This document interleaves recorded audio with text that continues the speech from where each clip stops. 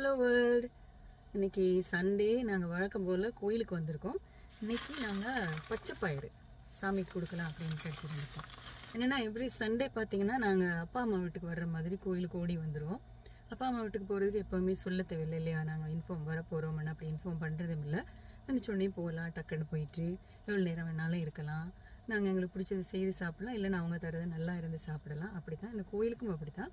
அதான் பழைய காலத்தில் சொல்லியிருக்காங்கல்வா, கோயில் இல்லா ஊரில் குடியிருக்க வேணாம் அப்படின்னு சொல்லி. அது எவ்வளோ ஒரு பெரிய ஒரு நல்ல விஷயம் இல்லை?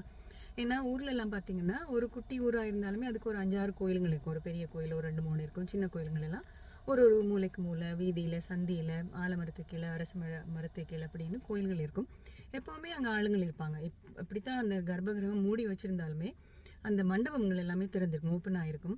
அது இல்லைன்னா கூட வீதி இருக்கும். வீதியில் நிறைய மரங்கள் இருக்கும். அதில் எப்போவுமே ஆளுங்க இருந்து காய்ச்சிட்டு இல்லை படுத்துட்டு இல்லை அப்படியே அவங்களோட ஒரு மனசில் இருக்கிற குறைங்களை இல்லை நிறைங்களை நல்ல விஷயங்கள் எல்லாமே சொல்லி அப்படியே சாமியிட்ட கும்பிட்டுட்டு அப்படியே வீட்டுக்கு போனால் அப்படி அந்த வீக் ஃபுல்லாகவே ஒரு நல்ல ஒரு எனர்ஜெட்டிக்காக பவர்ஃபுல்லாக ஒரு அப்படி இருக்கும். அது மாதிரி தான் எங்களுக்கும் சண்டே இங்கே வரைய இல்லைன்னா எங்களுக்கு அவ்வளோ ஒரு மாதிரியாக இருக்கும்.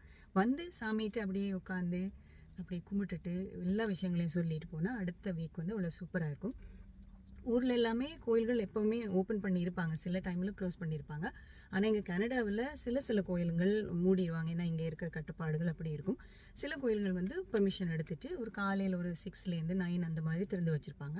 நாங்கள் ஒன்டாரியோவில் இருக்கும்போது ஷீரடி பாபா கோயில், ஷீரடி சாய் மந்திர் அங்கே இருக்குது.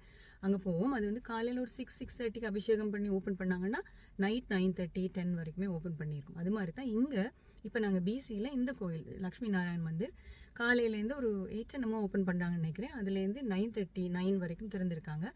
எனி டைம் நீங்கள் பட்டிங்கன்னா இங்கே வந்து கும்பிட்டுட்டு அப்படி இருந்து அமைதியாக கும்பிட்டுட்டு அந்த சாமிங்களை பார்த்து எங்களோட எல்லாத்தையுமே சொல்லிட்டு கதைச்சிட்டு போனீங்கன்னா அவ்வளோ நல்லாயிருக்கும். நாங்கள் இப்போ போகிறோம், போய் சாமி கும்பிட்டுட்டு இந்த அடுத்த வீக்குக்கான ஒரு எனர்ஜியை எடுத்துகிட்டு வர போகிறோம். ஸோ இதே மாதிரி நிறைய விஷயங்கள் வரும். நீங்கள் சப்ஸ்கிரைப் பண்ணிவிட்டு வெயிட் பண்ணிகிட்டே இருங்க. நாங்கள் நாளைக்கு வந்துடும், நீங்களும் வந்துடுங்க. பாய்.